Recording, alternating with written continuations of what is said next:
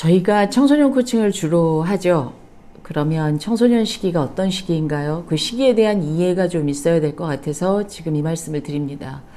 사람은 태어나서 크게 4단계의 성장 과정을 거쳐요. 0세부터 1세까지 사람들은 보통 신체적인 성장을 아주 왕성하게 하게 되죠. 엄마 뱃속에서 잉태되는 순간부터 태어날 때까지 엄청난 신체적인 성장을 합니다. 1세부터 6세까지 아이들은 감정적인 성장을 하게 됩니다. 다른 말로 표현하면 정서적인 성장을 하게 되는 거죠. 이때 인간은 엄청나게 많은 감정들을 다양하게 경험해야 합니다. 그래서 심리학 실험에도 있죠. 사람이 사람과 스킨십을 통해서 얼마나 많은 그 풍부한 감정을 겪게 되는지, 그래서 태어난 아기에게 사람과의 온도를 느끼지 못하는 침팬지 실험도 있죠. 왜 원숭이에게 철사로 감은 그 따뜻한 타올로 된 그 엄마, 그러니까 인공 엄마와 지낸 원숭이와 진짜 그 자기를 낳아준 엄마와 잘 자란 원숭이 사이에 애착 관계를 실험한 심리학 실험도 있어요. 1세부터 6세까지 아이들은 이런 감정적인 경험을 굉장히 다양하게 해야 됩니다. 기쁨도, 놀람도, 슬픔도, 또 행복한 감정도, 또 안락하다는 느낌도, 안전하게 보호받고 있다는 느낌도, 이런 다양한 정서적인 경험을 해야 되는 게 1세부터 6세죠.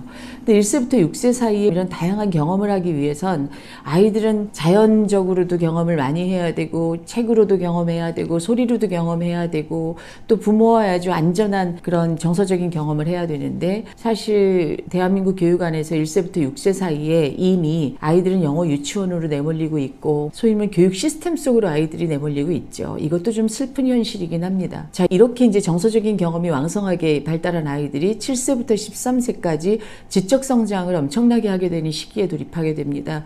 이때 아이들이 이제 학교에서 학교 교육이 시작되면서 소위 말하면 지식적인 것들을 엄청나게 많이 획득하게 되죠. 지식을 획득하게 되는 시기입니다. 7세부터 13세까지가 우리는 더하기 빼기도 배우고 글자도 배우고 글자를 통해서 많은 지식을 획득하고 혼자 책을 읽고 이런 경험들을 하게 되죠. 자, 그러나 이 7세부터 13세까지 정서적인 경험이 그럼 필요 없냐? 그건 아닙니다. 다만 중요한 게 지적 성장이라는 말씀을 드리는 거죠. 그럼 14세부터 사실 성인기에 이르기까지 아니면 죽을 때까지라고 표현하는 게 맞겠네요. 14세부터 인간에게 필요한 건 영적 성장입니다. 이건 제 말이 아니라 엘리자베스 키블러로스 박사의 이론이시죠. 이제 인간은 이때부터 영적 성장을 폭풍같이 하게 됩니다. 그래서 사춘기 아이들이 나는 누구지?를 고민하기 시작하죠. 나 누구지? 나란 사람은 어떤 사람이지? 그래서 우리는 이걸 질풍노도의 시기라고 부르고 자아 정체성이 확립되는 시기라고 이야기를 합니다. 그럼 이 시기에 아이들이 내가 누구인지 고민할 수 있는 시스템이 좀 만들어져야 돼요. 사회적인 시스템도 가정적인 시스템도. 그런데 왜 이렇게 대한민국은 청소년 문제로 골머리를 앓고 있죠? 지금 그 대학병원 정신과 병동에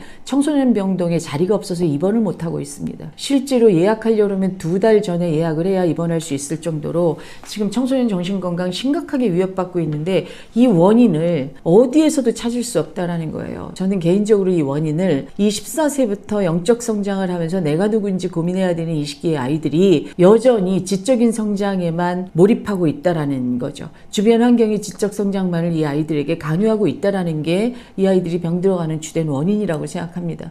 내가 모르는데, 나 어디로 가야 될지 모르는데 공부는 열심히 하라니까 공부를 열심히 할 뿐인 거죠. 그러니까 내적으로 끊임없이 허기짐에 시달리고 내가 누군지 모르니까 사람이 마치 동물처럼 욕망에 끄달려 다니는 거고, 공부하기 싫으면 안 하는 거고, 학교 가기 싫으면 안 하는 거고, 게임만 하고 싶으면 게임만 하는 거고, 지극히 동물적으로 충동적으로 살아갈 수밖에 없는 거죠. 그래서 우리는 이제 내가 누구인가, 그리고 넌 어떤 사람이니를 물어야 되는 시기에 와 있습니다. 프랑스 같은 경우엔 일찍이 청소년 아이들에게 철학교육을 하죠. 유럽교육은 철학교육을 기반으로 하고 있습니다. 이제 우리는 이런 철학교육을 해야 될 때가 왔다라는 거예요. 쇼펜하우의 니체의 사상을 공부해 봐야 되고, 내가 누구지? 난 어디로부터 왔지? 이런 실존적인 질문을 해야 되는데, 그럼 이제 우리는 그게 어디에서든 아이들의 영적 성장에 관심을 가져야 된다라는 겁니다. 그것이 사교육이든 공교육이든 아니면 심리상담 센터이든 그 어디에서든 이 아이들의 청소년 영적 성장에 대해서 관심을 가지고